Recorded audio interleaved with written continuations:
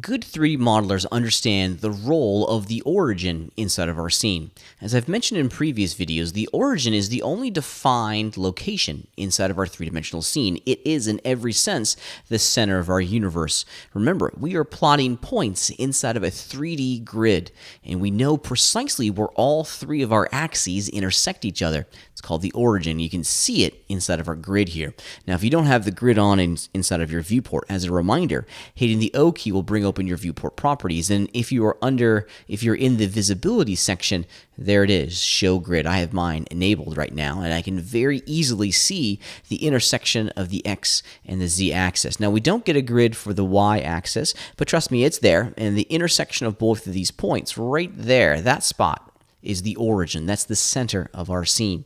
Now, good 3D modelers always model their scene, or they always model their objects at the origin of the scene, and they ensure that they center the critical components of their objects along very specific axes. Let me show you and illustrate what I'm talking about here.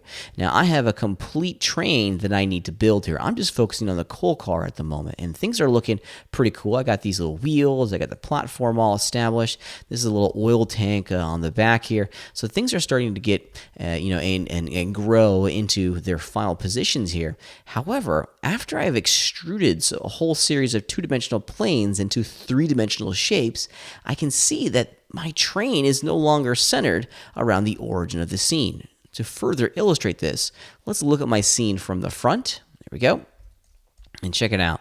I want to have this entire three-dimensional model be perfectly centered around the the x-axis, which is represented by this line right here. That dark line is the x-axis, and none of these elements, basically, if you want another visual landmark here, I want this square to be perfectly centered on this black line, which is technically an indication of the y-axis, but it also gives us a good indication of the center of the x as well, because it's intersecting the dead center of the x-axis. So I need to move all of these things over into the center of the x-axis. Now, you're more than welcome just to use the W key and physically move them this way. That's fine. And I didn't grab that oil tank on the back. There we go.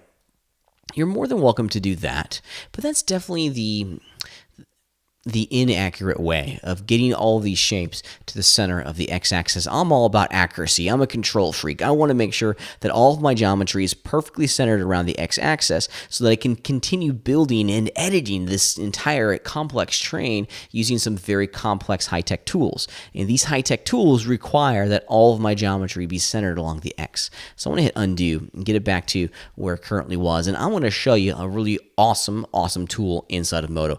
Believe it or not, it's called Center Selected, and it's under the basic tools. It's right here, Center Selected, and you can see that it's a pull-down menu, and we get to choose to center the selected 3D polygons along any number of axes or combination of axes. Of course, we can do Center Selected All, which will center this object along the X, Y, and Z simultaneously. Let's just do that to illustrate it. All, boom. And then it goes down like that, which isn't necessarily what I want. I just want it to move left to be centered along the x-axis, okay? So what I'm going to choose to do is do center along the x. Boom, and we're on our way. Now, because I had everything selected inside of my scene, the 3D components that I was working with were moved together as a group. If you were to do this individually, well, let me show you. We're going to get a much different result here. Now, I'm working with just what would be the wheels. Again, let's look at my scene from the front. If I was to center these along the x-axis now, remember, whatever is selected is going to be edited. So now, just the wheels are going to get centered along the x-axis, which isn't necessarily what I want. So think 2 or 3 steps along the line, okay? You got to think like a good chess player. You got to think 8 or 9 moves ahead. If you want the entire train to move as a unit, ensure that all of the polygons that you've created for your train have been selected before you do center selected, because it's going to move things. It's only going to affect the selected components. Now it's not going to do it individually. It'll do it as a group if you select them as a group, which is pretty cool. The center selected option inside of Modo allows us to very quickly move and center our three-dimensional objects to very specific and known locations inside of our three-dimensional scene, and it's a powerful addition to our 3D modeling toolset.